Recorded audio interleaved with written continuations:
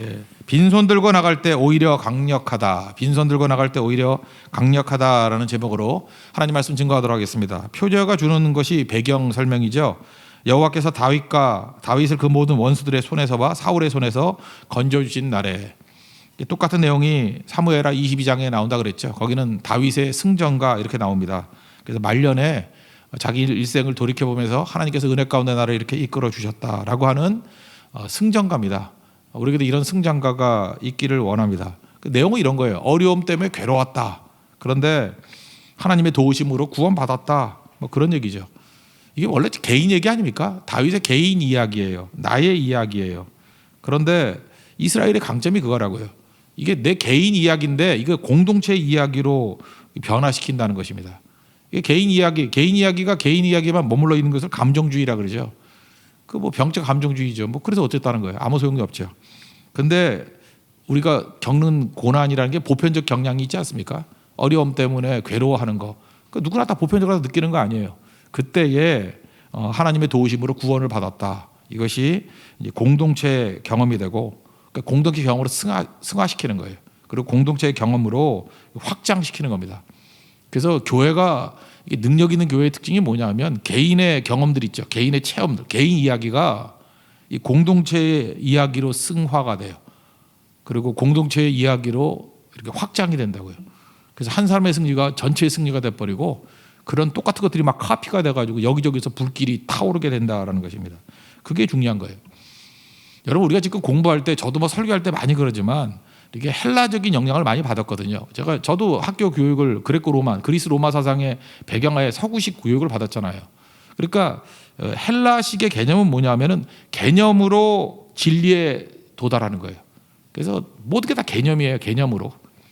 그런데 그 주다이즘이라 그러죠. 유대주의의 특징이 뭐냐면 이야기로 진리를 전달하는 거예요. 이야기를 자꾸만 듣다 보면 이야기 속에 내가 들어가는 거예요. 그래서 남 얘기가 아니고 그 안에 내가 포함이 되는 겁니다. 그래서 다윗도 이야기로 전달이 되잖아요. 예수님도 다 이야기 아닙니까? 이야기 속에 예수님이 십자가 못 박혔을 때 거기 너 있었는가 그때 찬양하잖아요. 2000년 전 일이 아니라는 거죠. 이야기 속에 들어갈 때 예수님 핍박하는 자들 가운데 내가 있었다. 예수님 못 박는 자리에 내가 있었다. 그 이야기 속에 내가 들어가는 거예요. 그러므로 우리가 너무 개념적인 접근보다도 이런 이야기 속에 나 자신이 녹아 들어가는 모습들, 그게 승화 또는 확장, 이런 일들이 꼭 있어야만 된다는 것입니다. 그래서 이것은 다윗의 이야기가 아니고 내 이야기가 될 수 있다라는 것입니다. 다윗의 승전가가 아니라 나의 승전가가 될 수 있다라는 것입니다. 세 파트인데 1절부터 6절까지는요, 하나님이 어떤 하나님인지를 묘사하고 내 고난이 어떤 것인지를 대비시킵니다. 일단 1대1로 놓는 거예요. 하나님과 내 고난의 문제를 1대1로 놓는 거예요. 이게 되게 중요한 거죠.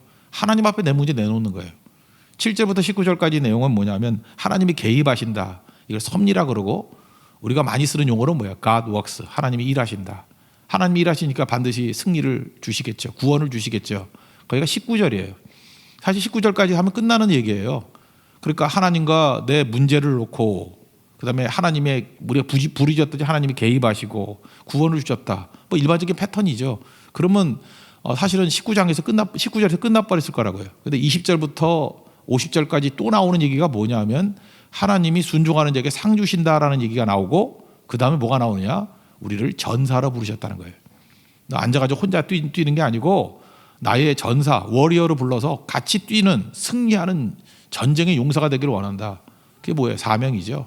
사명자로 우리를 부르셨다라고 하는 것이 사실 뒷부분에 훨씬 더 많은 부분을 차지하고 있다는 것입니다. 이게 다윗이 이해했던 하나님 백성의 모습이에요. 그래서 이 시편 18편이 우리 삶 전체를 그리는 어떤 청산이 되는 은혜의 역사가 있기를 바랍니다.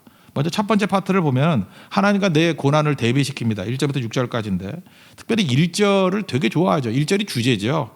1절 다 같이 읽겠습니다. 시작. 나의 힘이신 여호와여, 내가 주를 사랑하나이다. 이게 번역할 때도 그냥 히브리 원어식 표현을 하면 참 좋을 것 같은데, 이게 I love you, Lord. 하나님 사랑합니다. 이게 첫 번째예요. 그리고 You are my strength. 내 힘이기 때문에. 근데 우리 한국말도 그러면 되잖아요, 그죠? 내가 주를 사랑합니다. 나의 힘이 되신 여호와여. 이렇게 해도 될 건데 이게 원래 순서거든요. 근데 마치 뭐 조건절 같잖아요. 나의 힘이 되신 여호와이기 때문에 내가 주를 사랑합니다 같이 느껴지잖아요. 근데 그게 아니에요. 먼저 I love you, Lord. 주님 사랑합니다. 그리고 묵상하니까 왜 이렇게 You are my strength. 나의 힘이 되시기 때문에. 그리고 힘이 되시는 얘기들이 이게 그 다음에 쭉 나오잖아요. 그죠? 뭐 나의 요새고 방패고 뭐 쭉 나오잖아요. 이 1절 말씀, 이게 위기 가운데 놓인 사람이 1절 너무너무 좋아했어요. 너무너무. 특별히 제가 어렸을 때 기억이 나는데 그 충무로 쪽 끝에 가면은 충영교회가 거기 있었거든요. 지금 그 역삼동이 있지 않냐고.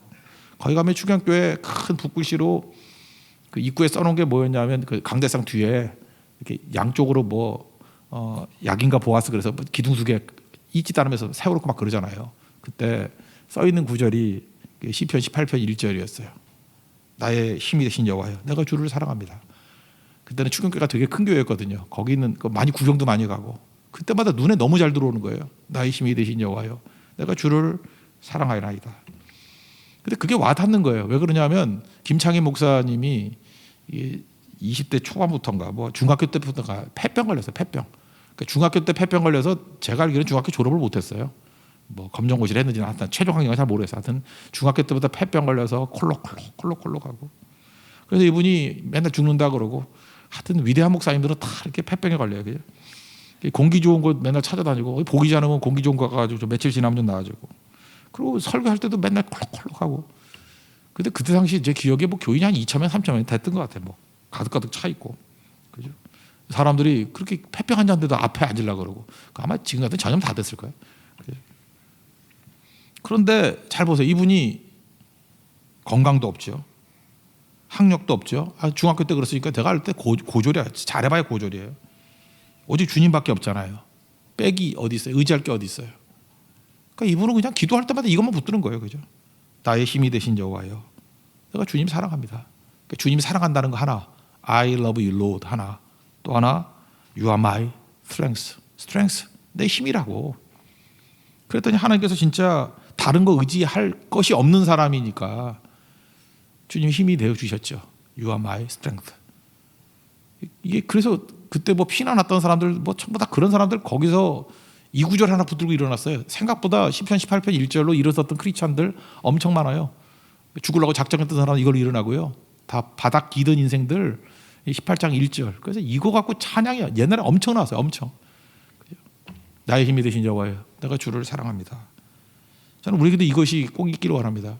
주님 앞에 뭐 많이 들고 나가면 힘이 안 돼요. 빈손 들고 나갈 때, 빈손 들고 아무것도 없잖아요. 빈손 들고 나갈 때 주님이 그냥 돌려보지 않으시고 주님 자체가 힘이 되어 주신다는 거예요. 여러분 오늘도 뭐 딴 말씀 말고 1절만 품고 가도 돼요. 그죠? 50절 뭐 너무 많은데 뭐 많이 들고 가겠어요. 내가 주를 사랑합니다. 나의 힘이 되신 주여. 그죠? I love you, Lord. You are my strength. 이거예요, 이거. 이 말씀 꼭 붙들었으면 좋겠습니다. 그래서 어떤 힘이 되는지 이제 자기의 원래 하나님은 뒷모습 보여줬다 그랬죠. 왜 뒷모습을 보여줬죠? 하나님을 다 보면 다 묘사할 수 없기 때문에. 그래서 하나님은 뭐 다 안다 그런 거 다 가짜예요. 그래서 하나님을 표시할 때는 그냥 은유적인 표현. 이게 다 은유잖아요. 나의 뭐 같다, 뭐 같다, 뭐 같다. 은유잖아요, 은유. 그래서 반석이다, 요새다, 뭐 건지시는 주다, 방패다, 뭐 구원의 뿌리다 이렇게 쭉 나온다는 것입니다. 그러므로 여기서 알 수 있는 게 뭐죠? 다윗은 성경의 하나님을 알았어요. 성경의 하나님. 또 누구를 알았죠? 생활 속에서, 생활 현장 속에서 하나님을 체험한 거예요. 이게 다 고백 아니에요. 반석 요새 건지시는 이 피할 바위. 이 전쟁 중에 하나님이 이런 하나님이었다는 자기 고백이 나오잖아요.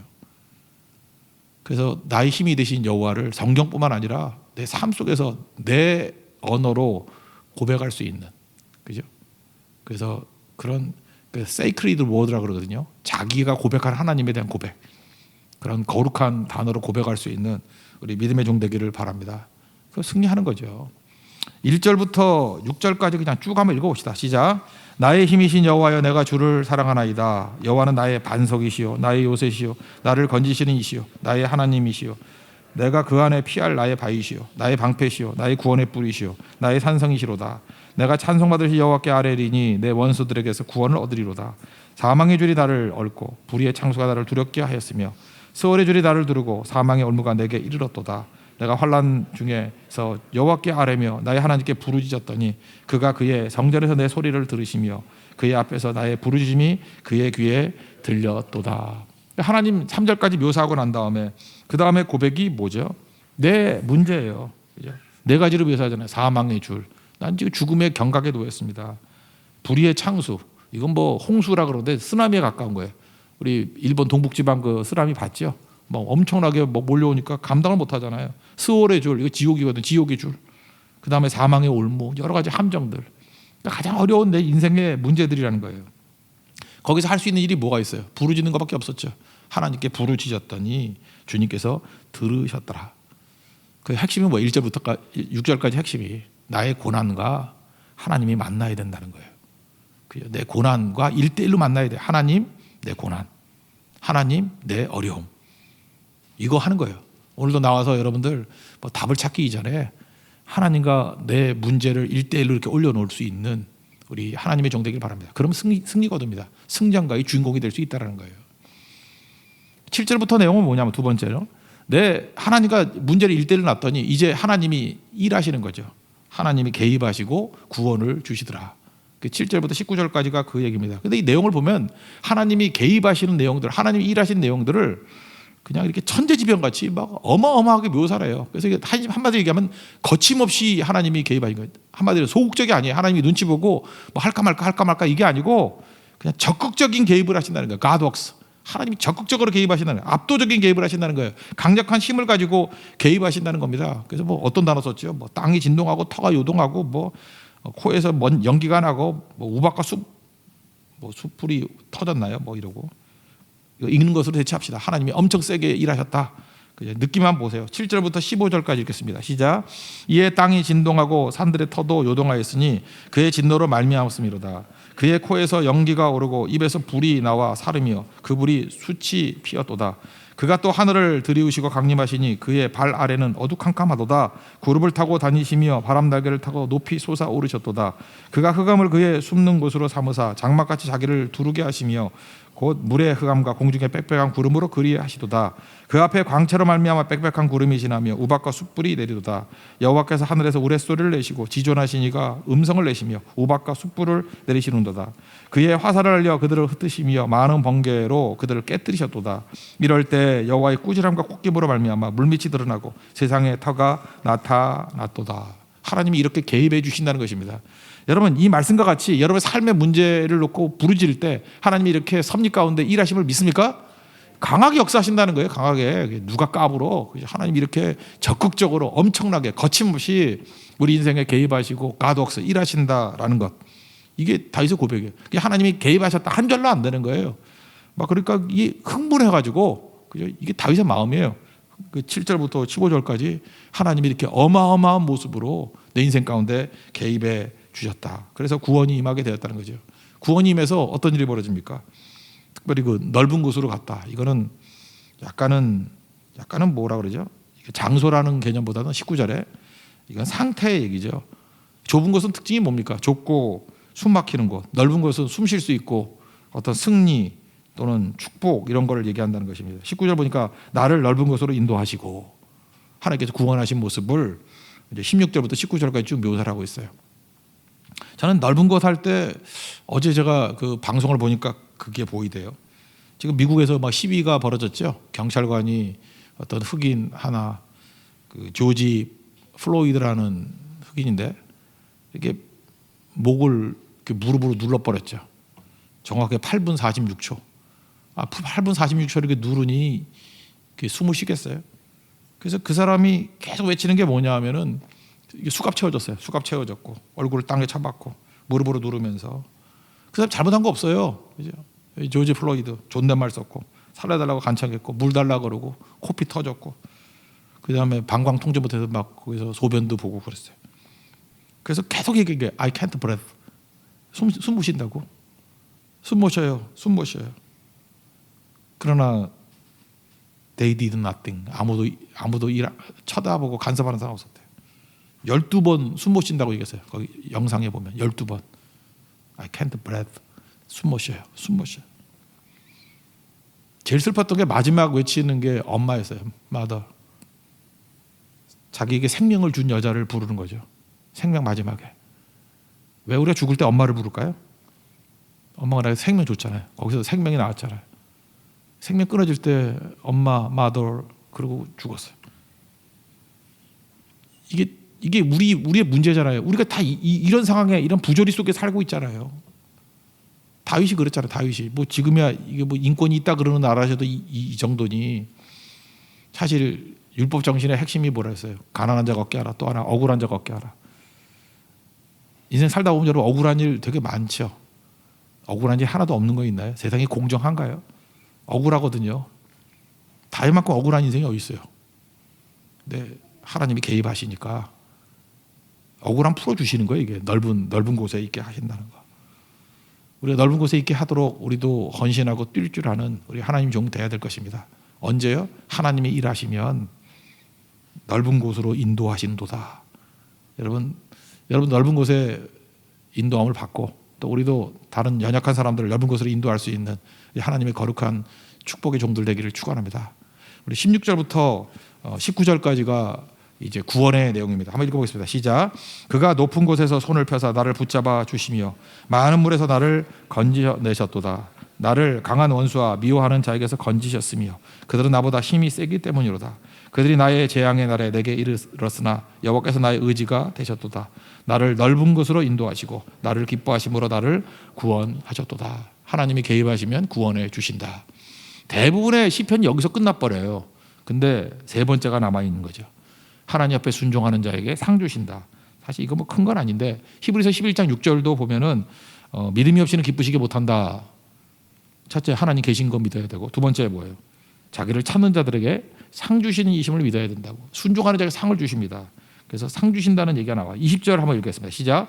여호와께서 내 의를 따라 상 주시며 내 손의 깨끗함을 따라 내게 갚으셨으니 하면서 상 주시는 얘기가 쭉 나와 있어요. 하나님의 기준에는 순종하는 자에게 그 순종에 해당되는 만큼의 엄청난 상을 주신다는 거예요. 25절부터 27절까지 읽겠습니다. 시작. 자비로운 자에게는 주의 자비로우심을 나타내시며 완전한 자에게는 주의 완전하심을 보이시며 깨끗한 자에게는 주의 깨끗하심을 보이시며 사악한 자에게는 주의 거스르심을 보이시리니 주께서 공고한 백성은 구원하시고 교만한 눈은 낮추시리로다.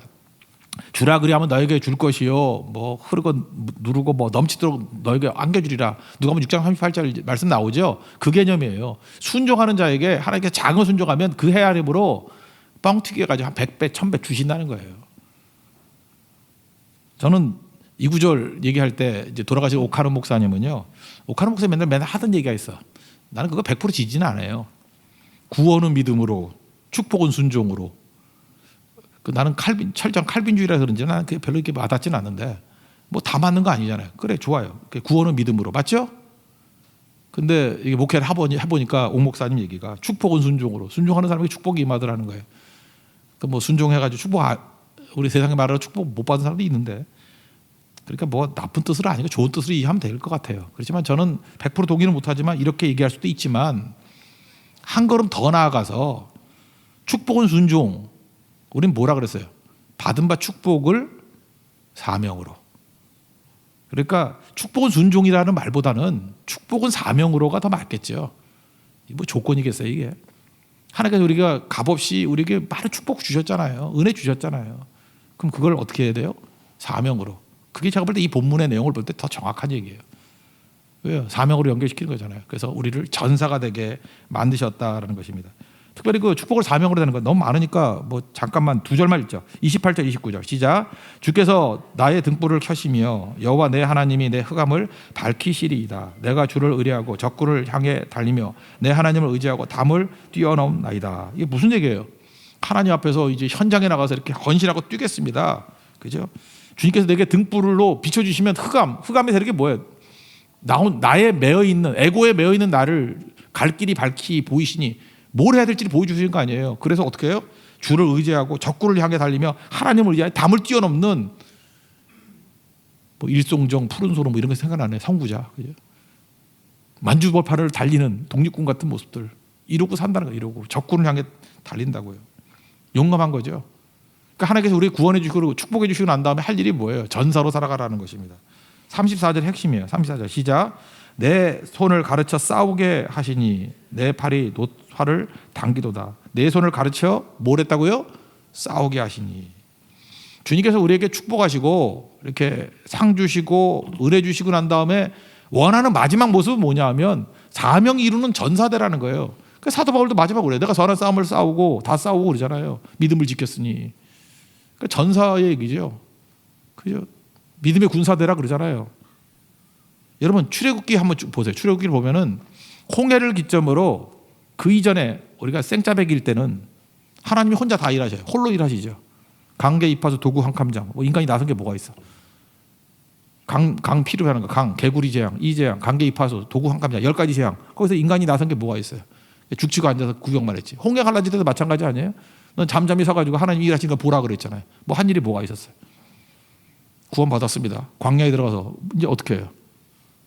아말렉 출애굽기 17장부터 하나님 일 안 하시는 것 같아요. 뒤로 빠져요. 야 모세 올라가서 기도해. 아론과 훌 도와줘. 누가 싸워요? 기적으로 멸하는 게 아니에요. 여호수아가 나가서 싸웠어요. 그때 이겼죠. 하나님이 그렇게 하시길 원한다는 거예요. 이제는 하나님께서 은혜 주시고 난 다음에 이제 가야 되게 우리가 전사가 되는 겁니다. 이제는 팔짱 끼고 앉아서 하나님 다 도와주세요. 그러면 안 된다는 거죠. 요즘에도 문제가 되는 게 뭐예요? 젊은이들 나가서 싸워야 되는데 요즘에 또 뭐라 그러죠 그거?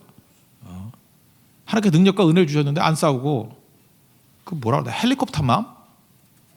엄마가 와서 다 도와준다며? 엄마가 헬리콥터예요?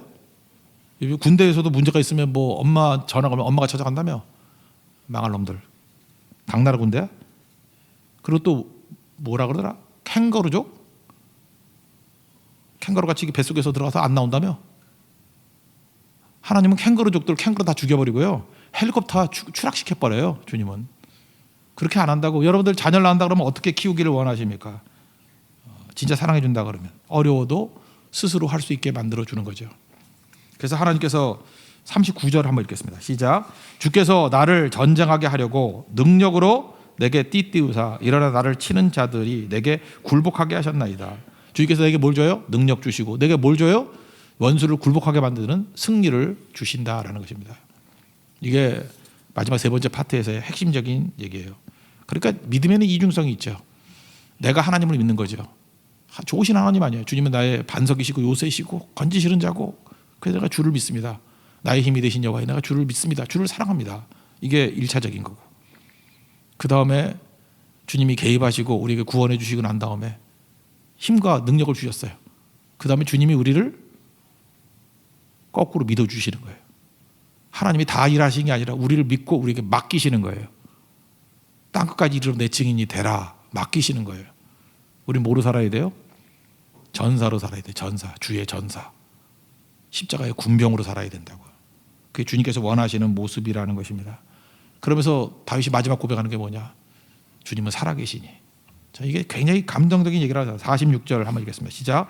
여호와는 살아계시니 나의 반석을 찬송하며 내 구원의 하나님을 높일지로다.